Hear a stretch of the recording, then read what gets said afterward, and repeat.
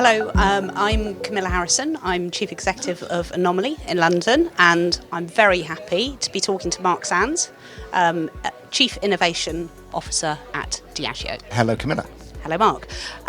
Before we get started, perhaps you could tell me a bit about your journey to your role now and what your role entails now.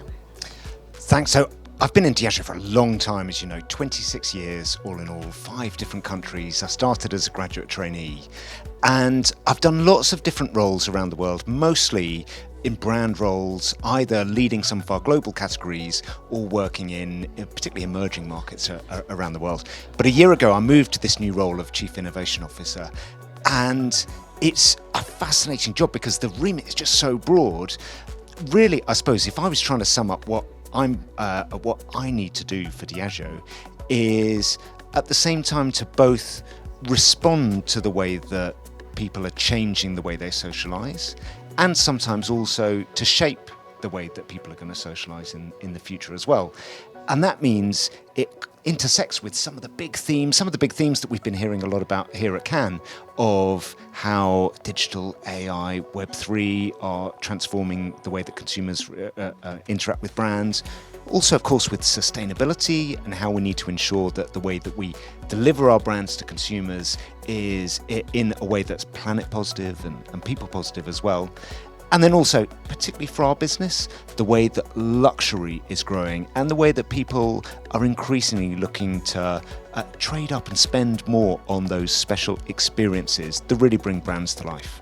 Yeah, wow, that's a big remit. And I suppose, actually, if you think about that remit and the many, many brands, the existing brands that you sit across in your remit, and how do you see how you think about brands cutting through? There's so much going on. Being bombarded with issues, themes, messages, all the needs you need to react to. You are at Diageo. You are guardians of the most amazing brands, and yet, as you think about innovation, how do you make sure that what you do is actually cutting through and standing out, rather than just being right? I mean, it's such a great question, and it's been something on my mind a lot this week. A lot of people talking about AI, and as I get to understand it, one of the things that I think will happen in the future is, a democratization of access to everything that's been done before through AI, and therefore that threshold of what you have to do differently to stand out from that just gets higher and higher. And I feel like the answer to that lies to a great extent in how you make sure that your brand is differentiated, is really distinctive from its competition and from other kind of peer brands. And that's where I think in Diageo we have such an advantage with brands like Guinness, like Johnnie Walker, that have such a strong sense of character, a strong and really differentiated way that they look. Like Guinness looks and tastes pretty different from every beer on the bar, but more than that, right back from day one, when Arthur Guinness decided he was going to brew black beer when the rest of the world was brewing brown, Guinness has showed up differently as well. And the premium on that in the future is going to be what makes brands win or lose. So interesting. So thinking about that brand distinctivity you've talked about, but you've talked that there, and at Diageo you have a wealth of them. You have brands that have been around in culture for decades, they're hundreds of years old, but certainly they've had iconic cultural power. How do you think about now the notion of brand fans, and how do you think about those, both in regards to your current role, thinking about the future and what you talked about, anticipating needs and delivering against needs, and really those cohorts of brand lovers that have always fueled those brands that you have at Diageo?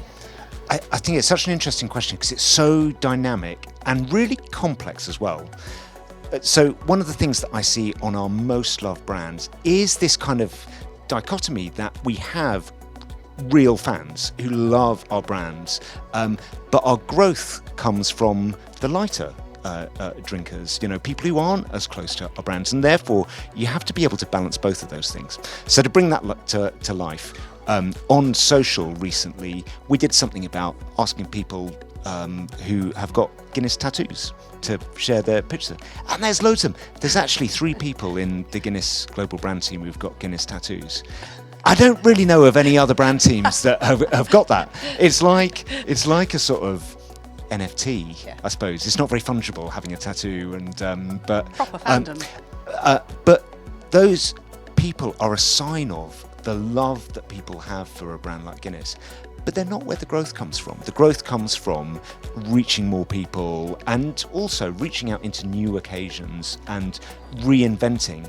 And I think that comes right back to the heart of what innovation is all about, understanding what's true about our brands and then being able to reinvent that truth for a next wave. I see it a lot on a brand like Baileys, which Baileys has been around. Baileys was created the year I was born, so it's been around for a long time. Okay. No, not that long, Mark, surely. But Baileys is so distinctive. If somebody has it in a glass, you can see what they're drinking, and it often triggers other people to say, oh yeah, I'll have a Baileys right now.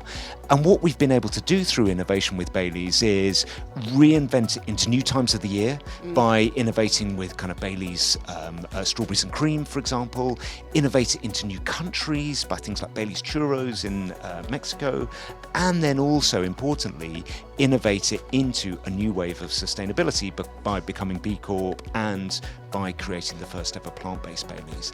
And so I think that sense of being clear about what's at the heart of what your brand is about, what's the thing that consumers really hold dear, and then being able to reinvent that for the future. That's it. Yeah, and I guess that if we think about fans for a moment, or the concept of that, I think what you're talking about, whilst you might not be recruiting, you might not necessarily be recruiting new fans, these brands, these innovations that you're doing are taking brands into cultural spaces in new ways. And I suppose giving the brand traction with new audiences does bring you the opportunity to build new fans. Totally. And with new audiences comes new occasions as well. We often think that it's the occasion that's the most important thing to drive brand choice in our category, and that's different from other categories. You know, if you think about, if you picture yourself walking into a restaurant, what you choose from within your repertoire, you might be choosing a Tanqueray and tonic. Yes, definitely. Whereas if you walk into a pub and the rugby's on, you might be choosing a pint of Guinness, and all of those are within your repertoire. So actually, for us, that sense of understanding the repertoire, understanding the role occasion plays, and understanding, therefore, how we can build those different cohorts through the work that we do in culture to reach an aggregate number of occasions, that's where our growth comes from. So, slight change of topic, big question now, transformation, marketing transformation, things are changing rapidly. The central role of digital is part of marketing transformation, but also how do you look at and see transformation within Diageo and within your role as you look forward over the next 5 years? I think it's the marketing world is changing so much at the moment that actually the core skill set that we need to build, and we're already building, but there's more for us to learn, is about the skill set of failure. And that's such a weird thing to think, because for so long in our careers it's been about being right. Yes. Being the person in the room who's got the right idea that you can kind of sell through the organisation so that everyone has belief behind it. And actually now that's totally the wrong way to approach things, because it's kind of enabled by the tools that we're talking about of AI. It gives us an opportunity to test so many different opportunities. It gives us an opportunity to fail faster than ever before, so that you can assess what are the right ways to experiment, fail, learn, and then launch. We're adopting this in a few different ways. So, for example, we've built with a partner called Phantom an AI-driven tool safely housed in a walled garden so that we can use it to stimulate our innovation ideas. So we had a Smirnoff global innovation workshop recently. We had people from all over the world, innovators, brand leaders coming together. It was this amazing session where people were having great ideas and immediately being able to visualize them and bring them to life, and then live optimize them with consumers to see which of these are going to be the right ones forward. And it turns the whole process on its head from not being the person with the idea, but being the person who's going to lead to the outcome by using all those tools, and then importantly bringing a sense of human creativity and decision making to choose what's the right way forward. Yeah, and I guess letting things go is a new behaviour sometimes, Totally. that comes with the failure. So being able to just keep moving and move on. Well, I could go on all day, but I won't. So instead, I'm just going to say Mark Sands, thank you very much, and thank you from me, Camilla Harrisson. Thank you.